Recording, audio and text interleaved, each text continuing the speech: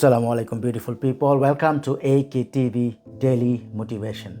আপনি কি জীবনে সুখী হতে চান? তাহলে এই কাজগুলো করুন। সর্বপ্রথম মায়া ত্যাগ করুন। যে আপনাকে সম্মান করে না, যে আপনার জন্য তার বিন্দু পরিমাণ মায়া নেই, তার প্রতি মায়া ত্যাগ আজই এক্ষুনি করুন। অলরাইট? অতিরিক্ত বেশি চিন্তা করবেন না। কখনো মানসিক চাপ মস্তিষ্কে কিংবা অন্তরে জায়গা দিবেন না। অতিরিক্ত আশা কিংবা প্রত্যাশা করা ছেড়ে দিন। যা কিছু করবেন একমাত্র আল্লাহর সন্তুষ্টির জন্য করুন।